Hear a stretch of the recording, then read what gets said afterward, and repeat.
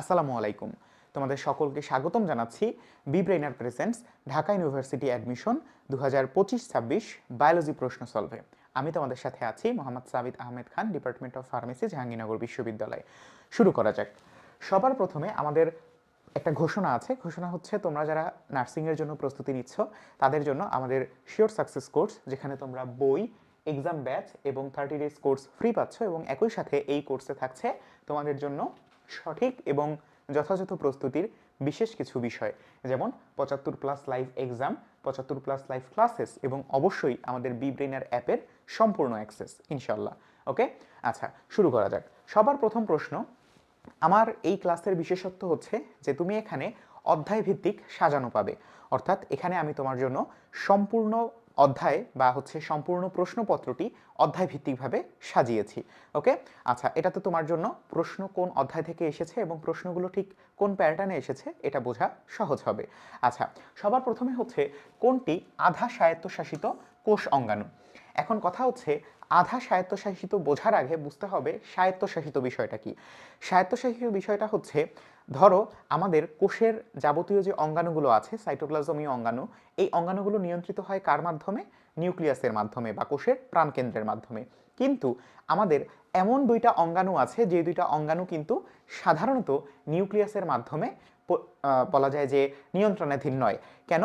কারণ হচ্ছে, আমরা যখন আমাদের একদম অধ্যায়ের প্রথমে একটা বিষয় পড়ি, সেই বিষয়টা হচ্ছে আমাদের এন্ডোসিম্বায়োসিস, এবং সেখানে আমরা দেখি যে আমাদের পৃথিবীতে প্রথম যখন কোষের সৃষ্টি হয় তখন সেখানে দুইটা বিষয় আমরা দেখতে পাই না। একটা প্রথম বিষয় কি? প্রথম বিষয় হচ্ছে, সেখানে কোনো বলা যায় যে শক্তি উৎপাদনকারী অঙ্গাণু ছিল না, এবং সেখানে কোনো খাদ্য তৈরি করার জন্য বিশেষ কোনো অঙ্গাণু ছিল না। পরবর্তীতে দেখতে পাই আমরা যে একটা বায়বীয় ব্যাকটেরিয়া প্রবেশ করে সেই কোষের মধ্যে, এবং অন্য আরেকটা ফটোসিনথেটিক ব্যাকটেরিয়া প্রবেশ করে, এবং এই ফটোসিনথেটিক ব্যাকটেরিয়াটাই পরবর্তীতে আমাদের ক্লোরোপ্লাস্ট বা প্লাস্টিডে পরিবর্তিত হয়, এবং আমাদের বায়বীয় ব্যাকটেরিয়াটাই পরিবর্তিত হয় মাইটোকন্ড্রিয়ায়, এবং তারা যে একত্রে আমাদের এই সিঙ্গেল একটা কোষে অবস্থান করে, এই বিষয়টাকে আমরা বলছিলাম এন্ডোসিম্বায়োসিস। সো সেখানে আমাদের এইটা যেহেতু ব্যাকটেরিয়া, এবং ব্যাকটেরিয়া যেহেতু আদিকোষ, এবং আদিকোষের ক্ষেত্রে আমরা কি জানি? আদিকোষের ক্ষেত্রে তার নিজস্ব বৃত্তাকার ডিএনএ অণু, প্রথমত হচ্ছে তার নিজস্ব বৃত্তাকার ডিএনএ অণু, এবং একই সাথে তার মধ্যে কি থাকে? 70S ধরনের রাইবোজোম। কি থাকে? 70S ধরনের রাইবোজোম। তার মানে এই যে তার নিজস্ব সার্কুলার ডিএনএ বা বৃত্তাকার ডিএনএ অণু এবং 70S ধরনের রাইবোজোম, যেটা মূলত একটা কি আমাদের প্রোক্যারিওটিক বৈশিষ্ট্য বা আদিকোষী বৈশিষ্ট্য। কেন? কারণ হচ্ছে আমাদের এই প্লাস্টিড বা ক্লোরোপ্লাস্ট এবং মাইটোকন্ড্রিয়া উভয়ই আমাদের কি ব্যাকটেরিয়া থেকে বিবর্তিত, যে কারণে আমাদের এই মাইটোকন্ড্রিয়া এবং ক্লোরোপ্লাস্ট বা প্লাস্টিডের কি আছে? নিজস্ব একটা সত্তা আছে, এবং সেই সত্তা ব্যবহার করে কিন্তু সে তার যাবতীয় কাজগুলো করে। এবং দেখা যাচ্ছে অনেক সময় কোষ বিভাজনের ক্ষেত্রে তারা নিজস্ব যে বাইনারি ফিশন পদ্ধতি আছে, সেই পদ্ধতি ব্যবহার করেও কিন্তু তারা তাদের কার্যক্রম পরিচালনা করে। তাহলে এই মুহূর্তে তোমাদের কি মনে হচ্ছে যে আমাদের সঠিক উত্তরটা কি হবে? অবশ্যই আমরা বুঝতে পারছি যে যেহেতু তারা নিজেদের প্রয়োজনীয় প্রোটিন, এনজাইম এবং অবশ্যই তাদের কোষ বিভাজনেও তারা বেশ কিছুটা নিয়ন্ত্রণাধীন নয়, তার মানে একদম সহজভাবে আমরা সঠিক উত্তর হিসেবে বলতে পারি আমাদের সঠিক উত্তর হচ্ছে ক্লোরোপ্লাস্ট। এবং আমরা এটাকে কয়েকটা টার্মেই বুঝতে পারলাম, যেটা আসলে আমাদের এন্ডোসিম্বায়োসিস বা আমাদের এই যে আমরা লজিকগুলো বা যুক্তিগুলো দিলাম, সব কিছু মিলিয়ে আমাদের সঠিক উত্তর হচ্ছে ক্লোরোপ্লাস্ট। এ বাদে আমাদের যারা আছে গলগি বডি, রাইবোজোম, এরা তো অবশ্যই আমাদের কি নিউক্লিয়াসের নিয়ন্ত্রণাধীন, এবং এ কারণে তারা কি স্বায়ত্তশাসিত নয়। এবং ক্লোরোপ্লাস্ট কিছুটা যেহেতু নিউক্লিয়াসের আওতাধীন বাট সম্পূর্ণ নিয়ন্ত্রণাধীন নয়, এ কারণে বলা হয়েছে আধা স্বায়ত্তশাসিত, অর্থাৎ তাদের নিজস্ব কিছু ক্ষমতা আছে, যে ক্ষমতা ব্যবহার করে তারা মূলত বিভিন্ন কি করতে পারে? প্রয়োজনীয় কাজ তাদের নিজেদের মতো করে সম্পন্ন করতে পারে। আচ্ছা, পরবর্তী প্রশ্নে চলে আসো যে কোষচক্রের কোন দশায় হিস্টোন প্রোটিন সংশ্লেষিত হয়? খুবই গুরুত্বপূর্ণ একটা প্রশ্ন, এবং এই প্রশ্নটা কিন্তু আমাদের অনেকের মানে চোখ এড়িয়ে যাওয়ার মতো একটা প্রশ্ন। কেন? কারণ আমরা যখন ইন্টারফেস দশাটা পড়ি, কোষ বিভাজন অধ্যায়ের যখন আমরা ইন্টারফেস দশা পড়ি, এবং সেই ইন্টারফেস দশা বা প্রস্তুতিমূলক পর্যায়ে, যেই পর্যায়ের নিউক্লিয়াসকে আমরা বলি বিপাকীয় নিউক্লিয়াস, সেই ইন্টারফেস দশায় যখন আমরা এটাকে পড়ি, তখন আমরা দেখি যে সেখানে G1 বা গ্যাপ 1, এস এবং G2, এই তিনটা ফেজ আমরা সেখানে প্রত্যক্ষ করি। এবং G1 এবং G2 এর কথা আজকে আমরা বলবো না, বাট এস দশায় আমরা জানি যেটা হচ্ছে সিনথেসিস, এবং এখানে ডিএনএর অনুলিপন ঘটে। তবে আমাদেরকে মাথায় রাখতে হবে যে আমাদের ডিএনএ মূলত কোত্থেকে এসেছে। ডিএনএ মূলত কোত্থেকে এসেছে। তো এই প্রশ্নের উত্তর করতে করতে তোমরা আগে একটু আমাকে উত্তর করবে যে এইটার উত্তর তোমরা এই মুহূর্তে কোনটা বুঝতে পারছো, ঠিক আছে? আচ্ছা, এখন আমি তোমার জন্য সঠিক উত্তরটা বলছি, সেটা হচ্ছে এই দশায় আমাদের কি হয়, ডিএনএ অনুলিপন হয় এবং এক সেট ক্রোমোজোম থেকে দুই সেট ক্রোমোজোম সৃষ্টি হয়। তাহলে এই যে এক সেট ক্রোমোজোম থেকে দুই সেট ক্রোমোজোমে পরিবর্তিত হবে বা হচ্ছে নতুন দুইটা সেটের তোমার হচ্ছে সৃষ্টি হবে, সেই সৃষ্টির ক্ষেত্রে আমরা জানি যে আমাদের এই ক্রোমোজোমকে পেঁচিয়ে ধরতে বা আমাদের এই ক্রোমোজোম তো অসংখ্য কি তন্তু দ্বারা সৃষ্ট, তাহলে এই অনেক ঘোরানো পেঁচানো বা ঘোরানো পেঁচানো না, মানে হচ্ছে একটা দীর্ঘ লম্বা তন্তুকে আমাদের যদি পেঁচিয়ে ফেলতে হয় এবং সংক্ষিপ্ত করে ফেলতে হয়, সেখানে আমাদের কাকে প্রয়োজন হয়, আমাদের এই হিস্টোনকে প্রয়োজন হয়। এবং হিস্টোনের কাজটাই কি, হিস্টোনের কাজটাই হচ্ছে কোষের ভেতরে আমাদের এই ডিএনএ বা হচ্ছে এই ক্রোমোজোম, ক্রোমোজোম বলতেই তো আমরা হচ্ছে ডিএনএ কে এখানে বোঝাচ্ছি, তো এই ডিএনএ বা হচ্ছে এই লম্বা ডিএনএ অণুটাকে কি করতে, আমাদের পেঁচিয়ে ধরে রাখতে। এবং সেখানে আমরা দেখতে পাই যে আমাদের ডিএনএটা ঠিক কেমন, আমাদের ডিএনএটা হচ্ছে ঠিক এরকম, অর্থাৎ এই যে আমাদের ডিএনএটা পেঁচিয়ে যাচ্ছে, এই পেঁচিয়ে যাওয়ার জন্য দায়ীকে হিস্টোন প্রোটিন। এবং এ কারণেই আমরা আমাদের যেই ধাপে আমাদের হচ্ছে ডিএনএ অনুলিপন হচ্ছে বা একটা ডিএনএ দুইটা ডিএনএতে পরিণত হচ্ছে, ঠিক সেম ধাপেই কিন্তু আমাদের কি হবে, হিস্টোন প্রোটিনও সংশ্লেষিত হবে। কেন? কারণ প্রত্যেকটা সেটের জন্যই তো বা আমাদের প্রত্যেকটা ডিএনএর জন্যই তো হিস্টোন প্রোটিনের প্রয়োজন আছে। তাহলে কোষচক্রের কোন দশায় হিস্টোন প্রোটিন সংশ্লেষিত হয়? সহজ উত্তর এস দশায় বা সিনথেসিস দশায়। এবং এটা যদি আমি এত কথা না বলি, আমি যদি জাস্ট সিম্পলি বলি যে আমাদের এস মানেই হচ্ছে সিনথেসিস, তার মানে হচ্ছে আমাদের হিস্টোন প্রোটিনও কোথায় সংশ্লেষিত হবে, আমাদের এস দশাতেই সংশ্লেষিত হবে, তাও কিন্তু হচ্ছে একটা উত্তরের যুক্তি হিসেবে আমরা দাঁড় করাতে পারি এবং তোমাদের আশা করি বেশিরভাগেরই হচ্ছে এই উত্তরটা সঠিক হয়েছে। আচ্ছা, এরপরে আসো, কোন ব্যাকটেরিয়ায় ধানের ব্লাইট রোগ সৃষ্টি করে? সো কথা হচ্ছে আমাদের এই ব্লাইট রোগ জিনিসটা আসলে কি? ব্লাইট রোগ জিনিসটা হচ্ছে একটা পাতা ধসা রোগ, ঠিক আছে, ধানের পাতা ধসা রোগ। এখন কথা হচ্ছে যে আমরা এই প্রশ্নের উত্তরের জন্য প্রথমেই ব্যাসিলাস সাবটিলিস এবং এস্কেরিশিয়া কোলাই এই দুজনকে আমরা বাদ দিয়ে দিতে পারি। কেন? কারণ হচ্ছে আমাদের এই দুজনের মধ্যে কোনো অরাইজি কথাটা নাই এবং আমরা জানি যে ধানের বৈজ্ঞানিক নাম হচ্ছে অরাইজা স্যাটিভা। সো এই কারণে আমরা হচ্ছে কি প্রথমেই হচ্ছে এই দুজনকে বাদ দিয়ে দিতে পারি। দ্বিতীয়ত আমাদের সামনে এখন দুইজন আছেন, একজন হচ্ছে জ্যান্থোমোনাস অরাইজি এবং হচ্ছে পাইরিকুলারিয়া অরাইজি। সো দুইজনই হচ্ছে আমাদের এখানে কি বেশ গুরুত্বপূর্ণ। কেন? কারণ হচ্ছে দুইজনের নামের মধ্যেই আমরা কি দেখতে পাচ্ছি, অরাইজা স্যাটিভার অরাইজি কথাটা দেখতে পাচ্ছি। সো এই মুহূর্তে আমাদের আসলে ঠিক কি করা উচিত, ঠিক আছে? সো মনে রাখবো যে আমাদের এইখানে পাইরিকুলারিয়া অরাইজি এটা কি, এটা হচ্ছে মূলত আমাদের ধানের ব্লাস্ট রোগ। কি রোগ?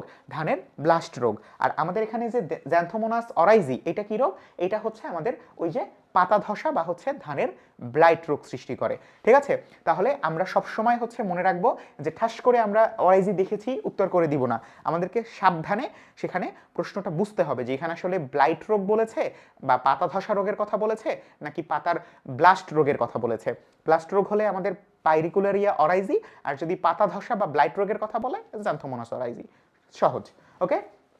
আচ্ছা, এরপর দেখো সাইকাসের কোরালয়েড মূলের শৈবাল স্তরটি কোথায় অবস্থান করে? এটার জন্য আমি তোমাকে সবার আগে একটু সময় দিয়ে নেই, বলে ফেলো যে আমাদের আসলে এই কোরালয়েড মূল বা হচ্ছে আমাদের এই শৈবাল স্তর, এই দুইটা দ্বারা আসলে আমাদের ঠিক কি বোঝানো হয়। তোমাদের জন্য সময় শেষ ইতিমধ্যে। মনে রাখবা এখানে বলা হয়েছে কোরাল অয়েড। কি বলা হয়েছে? কোরাল অয়েড। আমরা সবাই জানি যে কোরাল তো কোরাল, আর অয়েড কি? অয়েড মানে হচ্ছে সদৃশ, অর্থাৎ আমাদের দ্যাগ্র শাখা বিশিষ্ট কোরালের মতো বা কোরাল সদৃশ মূল। কেন কোরাল সদৃশ মূল? কারণ হচ্ছে সাইকাসের যে প্রধান মূলটা থাকে, সেই প্রধান মূলটা যখন ব্যাকটেরিয়ার আক্রমণ বা অন্যান্য বিভিন্ন কারণে কি হয়ে যায়, এই প্রধান মূলটা রিপ্লেস হয়ে যায় এবং অস্থানিক মূলের সৃষ্টি হয়। এবং সেই অস্থানিক মূলটা কেমন হয় দেখতে? ঠিক কোরালের মতো দ্যাগ্র শাখা বিশিষ্ট হয়। এবং এ কারণেই পরবর্তীতে আমরা দেখি যে এই মূলের যখন প্রস্থচ্ছেদ করি, মানে এই অস্থানিক মূলের যখন প্রস্থচ্ছেদ করি, তখন দেখা যায় যে এখানে বহিঃস্তর বা আমাদের যে কর্টেক্সটা আছে, সেই কর্টেক্সটা টোটাল 3 ভাগে বিভক্ত এবং তার মধ্যে আমাদের মধ্য কর্টেক্সে নস্টক এবং অ্যানামিরা, এই দুইটা সায়ানোব্যাকটেরিয়ার কারণে আমাদের হচ্ছে এই বলা যায় যে মধ্য কর্টেক্সে আমাদের এই নস্টক এবং অ্যানাবিনা নামক এই যে দুইটা সায়ানোব্যাকটেরিয়া, এরা হচ্ছে বাসা বাঁধে বা হচ্ছে এরা এখানে অবস্থান নেয়। সো এ কারণে এটাকে আমরা তখন কি বলি? এটাকে আমরা বলি হচ্ছে শৈবাল স্তর। তাহলে সাইকাসের কোরালয়েড মূলের যে শৈবাল স্তরটি, এটা কোথায় অবস্থান করে?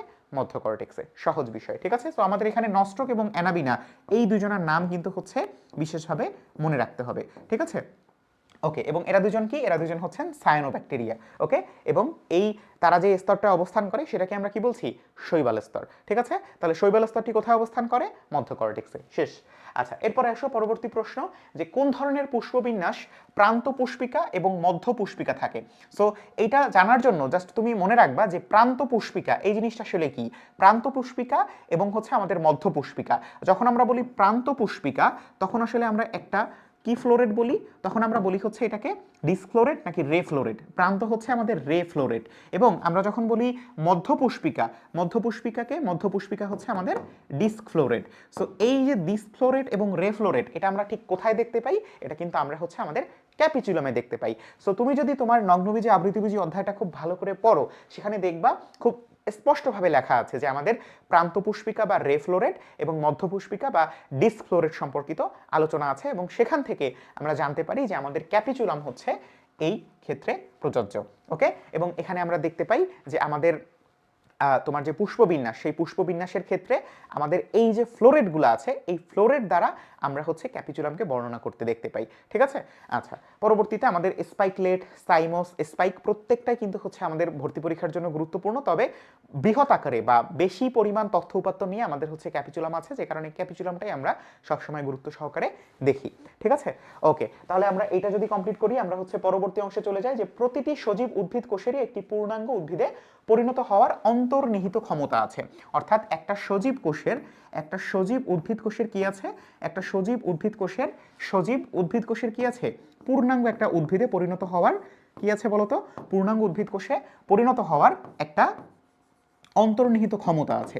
এখন তুমি যদি একটু দেখো যে এইটা তুমি এখানে জাস্ট এখানে একটা সিম্পলি ওয়ার্ড দেখলেই তুমি উত্তর করতে পারবা, যদিও আমি জানি তোমরা সবাই এটা উত্তর করতে পারবা, বাট দেখো এখানে কি বলছে, অন্তর্নিহিত ক্ষমতা।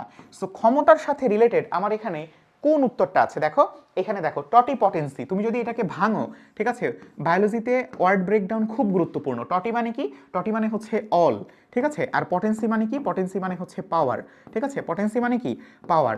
সো তুমি যদি হচ্ছে বেসিকভাবে একটু স্ট্রং থাকো তাহলে তোমার জন্য এটা সহজ। কেন, কারণ যখন তুমি বলছো টটি, তার মানে কি যে তোমার সম্পূর্ণরূপে অল বা হচ্ছে সম্পূর্ণরূপে কি আছে, ক্ষমতা আছে। কিসের ক্ষমতা আছে, পূর্ণাঙ্গ একটা উদ্ভিদে ক্ষমতা মানে পরিণত হওয়ার ক্ষমতা আছে। তাহলে একদম সহজ বিষয়, টটিপটেন্সি ক্ষমতা কোথায় আছে, আমাদের উদ্ভিদে আছে, উদ্ভিদের প্রত্যেকটা সজীব কোষেরই আছে।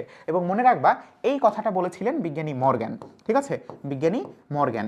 যদিও আমরা আমাদের হার্বার্ট ল্যান্ডকে বলা হয় থাকে টিস্যু কালচারের জনক, বাট আমাদের এই মর্গ্যান সাহেব এই তথ্যটা দিয়ে তাকে কিন্তু অনেক উপকার করেছেন। ঠিক আছে, ওকে, পরবর্তীতে আসো, কোনটি বিপন্ন উদ্ভিদের সংখ্যা বৃদ্ধিতে কার্যকর পদ্ধতি। খুব ভালো প্রশ্ন, তোমার জন্য হচ্ছে এই মুহূর্তে আমি জানাতে চাচ্ছি যে এইটার সঠিক উত্তর যদি তুমি দিতে পারো তাহলে বোঝা যাবে তুমি মোটামুটি জিনিসটাকে আয়ত্ত করে নিতে পেরেছো।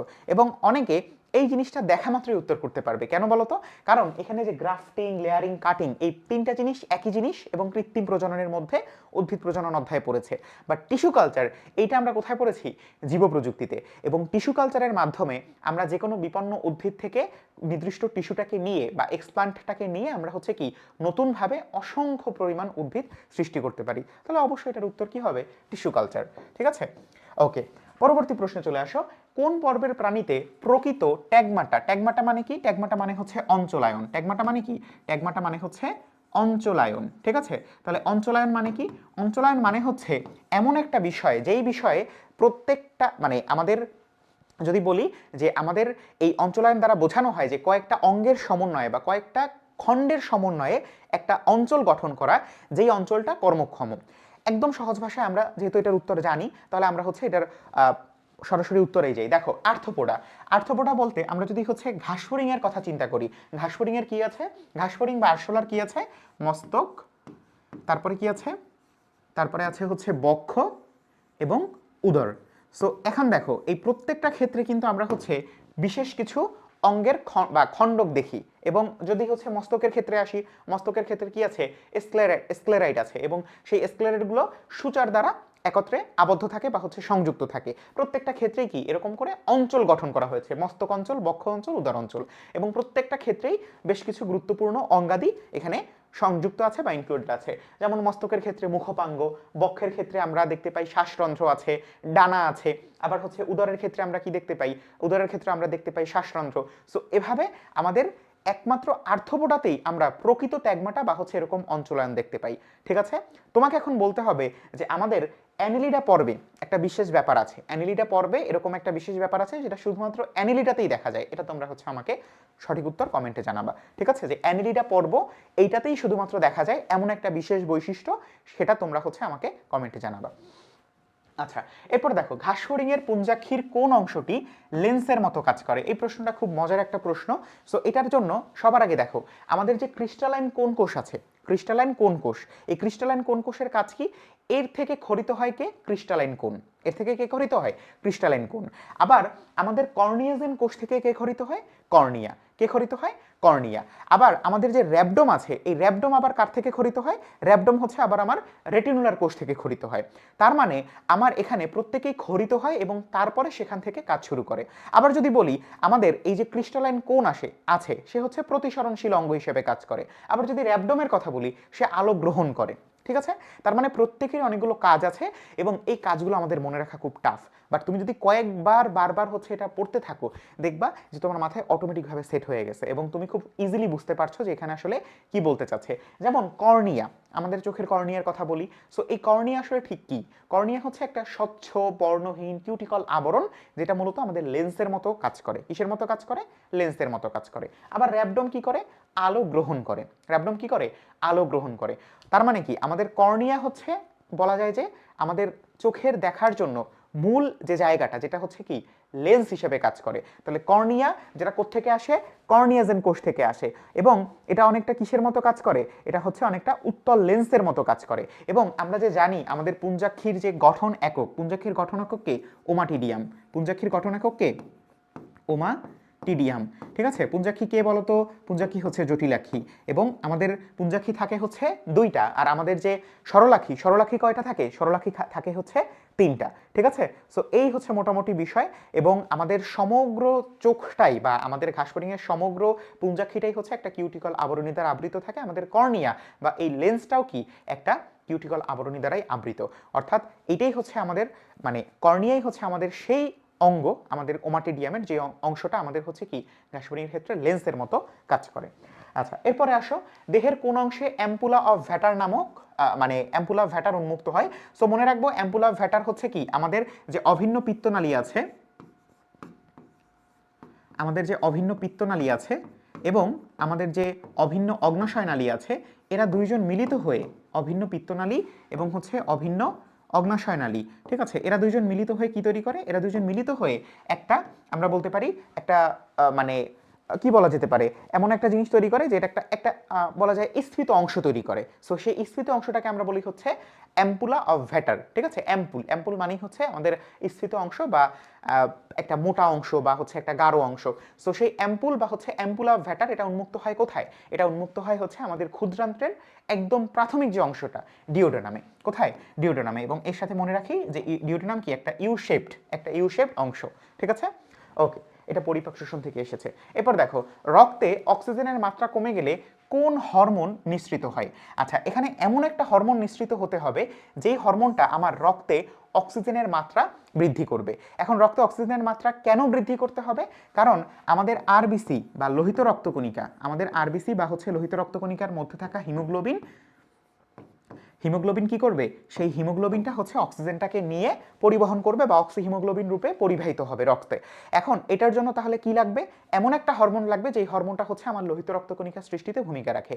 আমাদের মনে রাখতে হবে যে এই লোহিত রক্তকণিকা বা আমাদের এই আমাদের হচ্ছে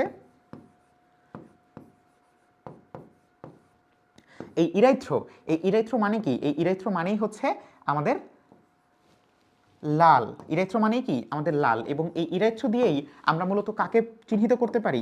আমাদের রেড ব্লাড কর্পাসল বা হচ্ছে রেড ব্লাড সেল বা হচ্ছে লোহিত রক্তকণিকাকে। এখন তোমরা আমাকে যে কাজটা করবা সেটা হচ্ছে আমাদের যে 3টা রক্তকণিকা আছে, হ্যাঁ আমাদের দেহের কয়টা রক্তকণিকা, 3টা যে রক্তকণিকা আছে সেই রক্তকণিকাগুলোর সবগুলো নাম অর্থাৎ বাংলা, তারপরে হচ্ছে ইংরেজি এবং এদের বায়োলজিক্যাল যে নামটা আছে বা এটার যে গ্রিক নামটা আছে সেই নামটা হচ্ছে তোমরা আমাকে অবশ্যই কমেন্টে লিখে দিবা, ঠিক আছে? অবশ্যই হচ্ছে এটা কি করবা, কমেন্টে লিখে দিবা। আমি কিন্তু হচ্ছে আমাদের যেটা লোহিত রক্তকণিকা তার অর্ধেক পর্যন্ত তোমাকে বলে দিয়েছি, বাকিটা আমি জানি তুমি পারবা, সবগুলোই তুমি পারবা ইনশাল্লাহ, ঠিক আছে? সো ইরাইথ্রো মানেই হচ্ছে লাল, লাল মানেই হচ্ছে লোহিত রক্তকণিকা। এবং আমরা দেখতে পাচ্ছি যে আমাদের এখানে ইরাইথ্রো রিলেটেড একমাত্র ইরাইথ্রোপয়েটিন আছে, এবং এই ইরাইথ্রোপয়েটিন আবার কে, এই ইরাইথ্রোপয়েটিন হচ্ছে বৃক্ক থেকে নিঃসৃত। কোত্থেকে নিঃসৃত? বৃক্ষ থেকে নিঃসৃত।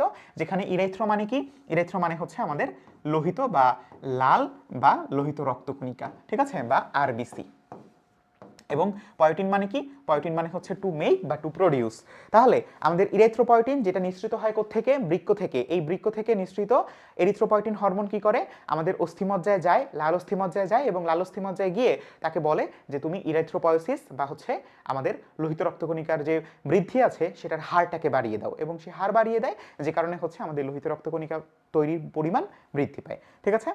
ওকে, ভেরি গুড। পরবর্তী প্রশ্নে চলে আসো, নিচের কোনটিকে হৃৎপিণ্ডের পেসমেকার বলা হয়? আমরা এটা সবাই জানি যে যেই লোক বা যেই ব্যক্তি বা যেই আমাদের নোটটা, যেই নোটটা আমাদের কি করে, যেই নোটটা হচ্ছে আমাদের একটা কি বলা যেতে পারে কারেন্ট সৃষ্টি করে, কি সৃষ্টি করে, কারেন্ট সৃষ্টি করে, অথবা আমরা বলতে পারি যে জিনিসটা হচ্ছে আমাদের একটা স্পন্দন সৃষ্টি করে, বৈদ্যুতিক স্পন্দন সৃষ্টি করে, সেই তো হচ্ছে আমাদের পেসমেকার, রাইট?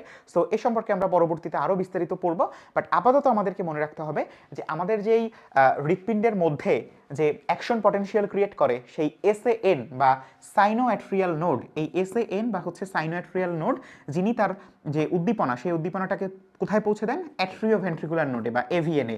এভিএন থেকে সেটা কোথায় যায়, এভিএন থেকে সেটা যায় হচ্ছে আমাদের বান্ডেল অফ হিসে, বান্ডেল অফ হিসে, এবং বান্ডেল অফ হিস থেকে সেটা কোথায় যায়, সেটা যায় হচ্ছে পার্কিনজি ফাইবারে। সো এই যে আমাদের ফ্লোটা আছে, এই ফ্লোটার জন্য আমাদের একমাত্র দায়ীকে বা এটা শুরু করে কে, আমাদের এসএএন, এবং এ কারণে তাকে বলা হয় কি, এ কারণে তাকে বলা হয় প্রাকৃতিক পেসমেকার। কি বলা হয়, তাকে বলা হয় প্রাকৃতিক পেসমেকার। এবং অনেক সময় আমরা আমাদের এভিএনকে বিভিন্ন জায়গায় দেখি যে আমাদেরটা কি রিজার্ভ পেসমেকার বা হচ্ছে সংরক্ষিত পেসমেকার হিসেবে কাজ করে, ঠিক আছে? তাহলে কোনটিকে হৃৎপিণ্ডের পেসমেকার বলা হয়, এটা হচ্ছে আমাদের এসএএন বা সাইনোঅ্যাট্রিয়াল নোড। ওকে, পরবর্তী প্রশ্ন আসো, নিচের কোনটি পেরিকন্ড্রিয়াম দ্বারা আবৃত? ঠিক আছে, তার মানে যখনই আমরা পেরি দেখেছি তার মানে বুঝতে পারছি যে এটা কি একটা আবরণীর কথা বলছে। কেন? কারণ পেরি মানে আমরা সবাই জানি যেটা হচ্ছে আবরণ বা হচ্ছে আমাদের এটা কি বোঝায়, এটা বোঝায় হচ্ছে অ্যারাউন্ড, ঠিক আছে, অ্যারাউন্ড, অ্যারাউন্ড বা হচ্ছে চারপাশে বা আবরণ। আমি এটাকে তোমাদের সুবিধার্থে বা মনে রাখার জন্য এটাকে অ্যারাউন্ডটাকে আবরণ হিসেবে ধরে নিলাম, ঠিক আছে? সো দেখো, আমরা যখন বলি ফুসফুস, ফুসফুসের আবরণের নাম কি, এটার আবরণের নাম হচ্ছে প্লুরা। আবার যখন আমরা বলি হাড়, তখন আমরা কি বলি, তখন আমরা বলি পেরি অস্টিয়াম। পেরি মানে হচ্ছে পার্শ্ব বা অ্যারাউন্ড বা আবরণ, এবং আমাদের অস্টিয়াম মানে হচ্ছে হাড্ডি বা হচ্ছে হাড়। আমরা যখন বলি হৃৎপিণ্ড তখন আমরা বলি হচ্ছে পেরিকার্ডিয়াম। কেন? কার্ডিয়া মানে হচ্ছে হৃৎপিণ্ড সংক্রান্ত, এবং হৃৎপিণ্ড মানে আমাদের পেরি মানে হচ্ছে এর আবরণ। তার মানে ফুসফুস, হাড়, হৃৎপিণ্ড কেউ হবে না। বাট তরুণাস্থির ক্ষেত্রে মনে রাখবা, তরুণাস্থির যে মাতৃকা আছে, তরুণাস্থির যে মাতৃকা আছে সেই মাতৃকাকে বলা হয় কন্ড্রিন। কি বলা হয়? তরুণাস্থির মাতৃকাকে বলা হয় কন্ড্রিন। এবং এটার সাথে যখন তুমি হচ্ছে একটা আম যুক্ত করে দিবা, ঠিক আছে, যখন একটা আম যুক্ত করে দিবা তখন সেটা কি বোঝাবে, তখন সেটা একটা স্ট্রাকচার বোঝাবে। তার মানে কি, আমাদের এই যে পেরিকন্ড্রিয়াম, এই পেরিকন্ড্রিয়াম তাহলে কার আবরণ? অবশ্যই তরুণাস্থির আবরণ। কিভাবে আসলো সেটা তোমাকে বুঝালাম। কেন এটা একটু মানে এতটা দূর গিয়ে কেন বুঝালাম, কারণ তোমার কাছে মনে হতে পারে যে হাড়ের আবরণ যখন বলছি তখন বলছি পেরি অস্টিয়াম, অস্টিয়াম মানেই হচ্ছে হাড় রিলেটেড। আবার হৃৎপিণ্ড কার্ডিয়াম মানে পেরিকার্ডিয়াম, কার্ডিয়া মানে হৃৎপিণ্ড সংক্রান্ত। তাহলে তরুণাস্থির ক্ষেত্রে ব্যাপারটা কি হবে? তরুণাস্থির মাতৃকা কন্ড্রিন, এটাতে তুমি হচ্ছে আম যুক্ত করে দাও, কন্ড্রিয়াম, এটাই হচ্ছে কি বোঝাচ্ছে, আমার তরুণাস্থির আবরণ বোঝাচ্ছে। আচ্ছা, এরপর দেখো, নিচের কোনটি সেক্স লিঙ্ক ডিসঅর্ডার নয়? অর্থাৎ এখানে তুমি এমন একটা ডিসঅর্ডার আইডেন্টিফাই করবা যেটা সাধারণত তোমার এক্স লিঙ্কড নয়, ঠিক আছে? কি লিঙ্কড নয়? এক্স লিঙ্কড কোনো সমস্যা নয়। আমরা জানি যে আমাদের দেহে যে ক্রোমোজোম সেট আছে সেই ক্রোমোজোম সেটে টোটাল 22 জোড়া থাকে হচ্ছে অটোজোম, এবং এক জোড়া থাকে হচ্ছে সেক্স ক্রোমোজোম। সেটা যদি পুরুষের ক্ষেত্রে হয় সেটা হবে এক্স ওয়াই, আর যদি সেটা নারীর ক্ষেত্রে হয় তাহলে 22 জোড়া অটোজোমের সাথে কি হবে, আমাদের এক্স এক্স হবে। সো সাধারণত এক্স ক্রোমোজোমেই সব থেকে আমাদের বেশি সেক্স লিঙ্ক ডিসঅর্ডারগুলো হয়ে থাকে। সো সেই এক্স লিঙ্ক ডিসঅর্ডারের মধ্যে আমরা ডুশেনি মাস্কুলার ডিস্ট্রফি বা ডিএমডি, তারপরে হচ্ছে লাল সবুজ বর্ণান্ধতা, হিমোফিলিয়া, প্রত্যেকটাই দেখি হচ্ছে আমাদের এক্স লিঙ্কড বা হচ্ছে সেক্স লিঙ্ক ডিসঅর্ডার। বাট আমাদের যে থ্যালাসেমিয়া, বিটা থ্যালাসেমিয়া বা হচ্ছে আমাদের যে বলা যেতে পারে আলফা থ্যালাসেমিয়া, এই থ্যালাসেমিয়া কিন্তু হচ্ছে একটা অটোজোমাল রিসেসিভ ডিসঅর্ডার। কি এটা? এটা হচ্ছে অটোজোমাল, ঠিক আছে? অর্থাৎ এটা সেক্স ক্রোমোজোম নয়, বরং আমাদের যে 22 জোড়া আছে সেই অটোজোমাল রিসেসিভ ডিসঅর্ডার। তার মানে এটা কিন্তু আমাদের জন্য সঠিক উত্তর, কারণ এটা কোনো সেক্স লিঙ্ক ডিসঅর্ডার নয়। ওকে, আচ্ছা, এরপর দেখো নিচের কোনটি জীবন্ত জীবাশ্ম নয়? ঠিক আছে, এটা কিন্তু বেশ ভালো একটা প্রশ্ন। কারণ হচ্ছে জীবন্ত জীবাশ্ম বলতে কি বোঝায়, যে এইটা এমন একটা প্রাণী বা এমন একটা কিছু যেটার আশেপাশে থাকা বা যেটার সমগোত্রীয় অনেক প্রজাতি ইতিমধ্যে বর্তমান পৃথিবী থেকে বিলুপ্ত হয়ে গেছে, বাট সে একমাত্র হচ্ছে বেঁচে আছে। সে একমাত্র কি বেঁচে আছে, এই অবস্থায় তাকে আমরা কি বলতে পারি? এই অবস্থায় তাকে আমরা বলতে পারি জীবন্ত জীবাশ্ম। ঠিক আছে, সো এর মধ্যে আমাদের প্লটিপাস বলো, লিমোলাস বা রাজকাকড়া বা হচ্ছে ল্যাটিমারিয়া বা সিলিকান্থ মাছ, এরা প্রত্যেকেই আমরা দেখেছি আমাদের যে জিনতত্ত্ব বিবর্তনের সর্বশেষ যে পেজটা থাকে, যেই পেজের মধ্যে হচ্ছে সবকিছু সুন্দরভাবে লেখা থাকে এবং এই অধ্যায়ের শব্দভিত্তিক সারসংক্ষেপ এভাবে লেখা থাকে, সেই অংশে আমরা দেখেছি যে এরা প্রত্যেকেই হচ্ছে জীবন্ত জীবাশ্ম, অর্থাৎ এদের সমগোত্রীয় কেউ পৃথিবীতে বর্তমানে টিকে নাই। শুধুমাত্র গ্যাভিয়ালিস বা যেটাকে আমরা বলতে পারি ঘড়িয়াল, এই ঘড়িয়াল কি করছে, এটার সমগোত্রীয় যে অন্যান্য প্রজাতি আছে তারা এই মুহূর্তে বর্তমানে পৃথিবীতে টিকে আছে। তার মানে তাকে আমরা হচ্ছে কি বলতে পারি না, তাকে হচ্ছে আমরা এই মুহূর্তে আমাদের জীবন্ত জীবাশ্ম বলতে পারি না। ঠিক আছে, যদি হচ্ছে তার সমগোত্রীয় সবাই মোটামুটি ইন্নানিল্লা হয়ে যায়, সেক্ষেত্রে তাকে আমরা কি বলতে পারবো? তাকে আমরা হচ্ছে আমাদের জীবন্ত জীবাশ্ম বলতে পারবো। সো এটা উত্তর করার জন্য আসলে খুব বেশি মুখস্থ কিছু করতে হয় না, সিম্পলি মনে রাখলেই চলবে যে আমাদের কোনটা আসলে জীবন্ত জীবাশ্ম আর কোনটা জীবন্ত জীবাশ্ম নয়, বা জীবন্ত জীবাশ্মের টার্মটা আমরা মনে রাখলেই চলবে ইনশাল্লাহ। তাহলে আমরা আমাদের এই ঢাকা বিশ্ববিদ্যালয়ের যে প্রশ্নগুলো ছিল সেই প্রশ্নগুলো হচ্ছে এখানে কমপ্লিট করলাম, এবং আশা করি তোমরা আমার সাথে যে প্রশ্নগুলো সলভ করেছো, অবশ্যই আমার এখানে কিছু ভুল রয়েছে কিংবা হচ্ছে কোনো না কোনোভাবে সামান্য ত্রুটি বিচ্যুতি হয়েছে, কথার হয়তো বা স্লিপ অফ টাং হয়েছে, সেগুলো তোমরা স্বাভাবিকভাবে নিয়ে আশা করি তোমরা সম্পূর্ণ ক্লাসটা করেছো এবং পরবর্তী ক্লাসের জন্য অপেক্ষা করবে, এই আশা রেখে আমি আমার আজকের ক্লাসটি শেষ করছি। দেখা হচ্ছে পরবর্তী প্রশ্ন সলভে। ততক্ষণ পর্যন্ত ভালো থাকো, সুস্থ থাকো। আসসালামু আলাইকুম। ঠিক আছে, আল্লাহ হাফেজ।